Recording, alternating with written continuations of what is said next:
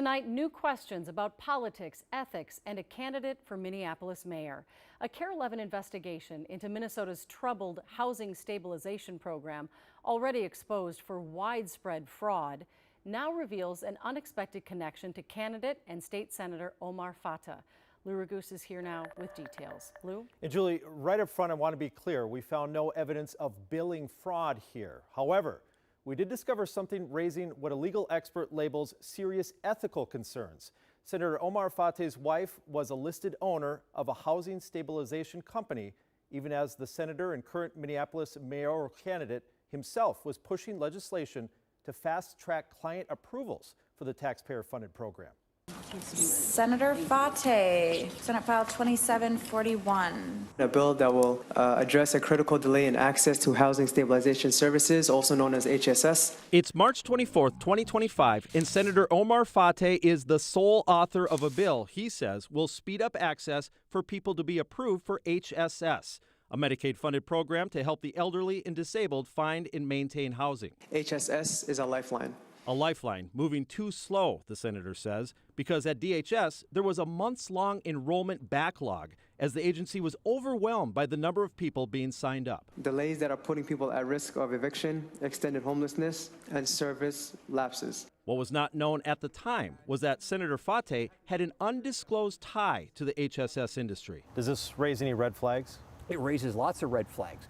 Political science professor David Schultz has taught ethics for 25 years. He says what raises red flags is that Senator Fatah's wife, Kheltoum Mohammed, was a founder and owner of Community Development Services, LLC, an HSS company. This is a situation where I think almost anybody schooled in, government ethics 101 would know that you can't introduce legislation that benefits yourself. Fatah's campaign staff says his wife no longer owned the company, which had not started billing Medicaid when he introduced the legislation.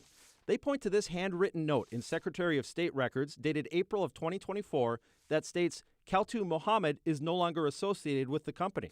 However, a Secretary of State spokesperson tells KARE 11 this document does not remove someone from a company. And more than a year later, just 4 days after KARE 11's investigation exposed allegations of widespread fraud in the HSS program, this record, listing the senator's wife as a current owner of Community Development Services, LLC, was filed with DHS. The record, electronically signed by her and dated May 5, 2025, transferred full ownership of the HSS company to her business partner, meaning she still was, on paper at least, officially an owner when her husband introduced that bill. That's pretty powerful evidence that somebody still is involved with an organization. Senator Fatah declined KARE 11's interview request and has not directly answered questions. However, he posted to social media last week criticizing the Star Tribune, who appears to have contacted him researching the same story, writing, "It's about manufacturing a scandal when there is none," and insinuates wrongdoing when it's clear there was none. So again, the company founded by the senator's wife never billed Medicaid, and we found no indication of fraud by her or the business. Senator Fatah's bill to fast-track access to the HSS program did not pass, as lawmakers instead rushed to push through reform measures in the wake of KARE 11's investigation. And ultimately, DHS announced plans last month to terminate the HSS program due to out-of-control fraud. One more thing to mention, Julie, this afternoon, Senator Fatah's campaign forwarded me a statement from him that addressed his defense of that bill and what he said it would have done if it was passed. We posted that on KARE11.com. But it's in hindsight now, looking back and knowing that if there was a backlog, so much of that was fraudulent, from $2 million budget to a $100 million budget, so bad they actually shut the program down. The story is fraught, but to be clear, nothing illegal is being alleged in the story. And especially the reason for that is because the company did not receive any money. Fatah did not have to legally disclose a spouse's business in official filings.